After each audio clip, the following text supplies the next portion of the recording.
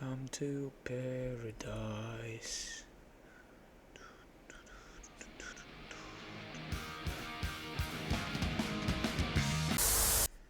Hello everyone. In this video note, I would like to introduce the content of the third unit of the Edexcel English language A-levels curriculum, which is named Crafting Language. In other words, it is writing, as they put in brackets. So it is really important to consider the difference between crafting,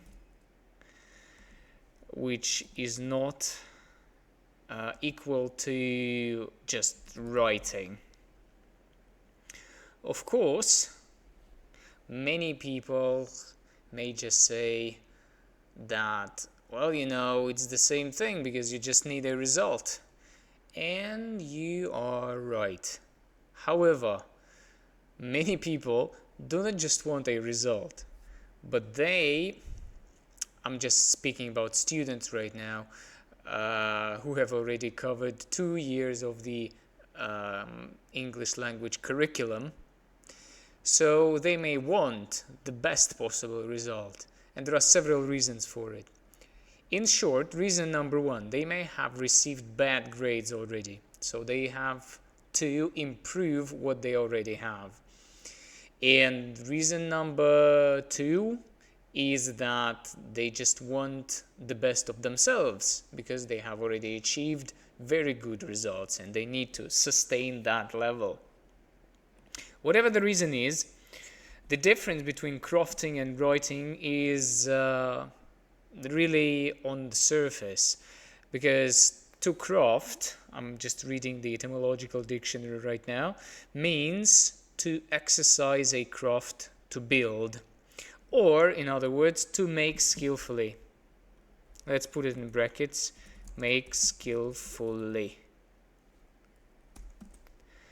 What does it mean, make skillfully? Well, it speaks for itself, doesn't it? That you really need to understand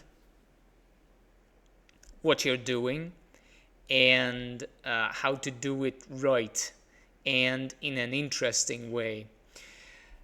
On our example, it is how to write in an interesting, creative, fancy, and not a boring way.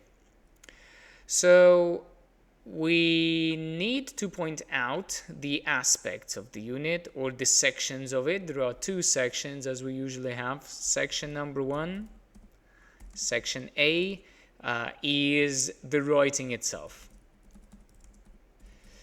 There are several things to consider here, which is you are given the source material. Material is, let's say,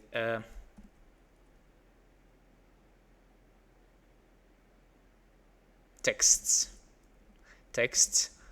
for the writing are given. So this is the source material provided by the examination board.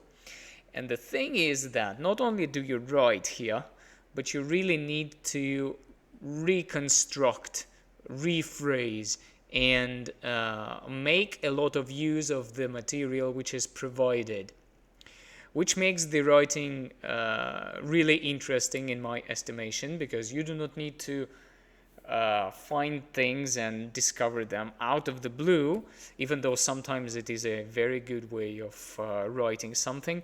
But here you need to select things in order to choose the ones that suits your particular choices. And these choices that you make as a writer are to be evaluated, analyzed in section B. So section B is an evaluative comment. So in brackets, it is your own writing that you give a comment on your writing. There is a big side note here that if you have not produced a good, interesting piece in section A, unfortunately, it is likely that there will be little for you to evaluate in section B. So that is the reason why my personal suggestion, in all humility, is that you dedicate your time as follows. So 40% to 60%, which means that you, as far as I remember, there are 2 hours, by the way. So 2 hours for the examination here, which means that you want to spend around, say, 40-45 minutes on actually producing your writing, and then the majority of time that you have is to be spent on your evaluation and analysis. As far as I remember, speaking of the markings, I may be wrong, but I believe that it is correct that more points are given for the second section, which is section B, your evaluative comment. This is it. Maybe another short side note here for section A in particular, that you are expected to be aware, to know, and be able to work with different genre. Okay, so you may be given an article, you may be given a story, a blog note, a review. So there are many things that you can be given at this exam, which makes it even more interesting and challenging. People report that this is their personal choice when they have especially covered 2 previous units, Unit 1 and Unit 2, that deal with different aspects of the English language and language in general. Then when they come to Unit 3 and discover the content of it, they say that, well, there is more freedom, and it feels that we enjoy having this freedom of writing more compared to all the evaluative comments that we wrote before. So it is up to you, of course, to make your choices and choose what you like. I think this is it for this one. Thank you for your attention. Please leave a comment if we're missing something, or there is something else worthy of being added in the comment section below. Thank you very much for the attention. I see you in the next one. Bye bye.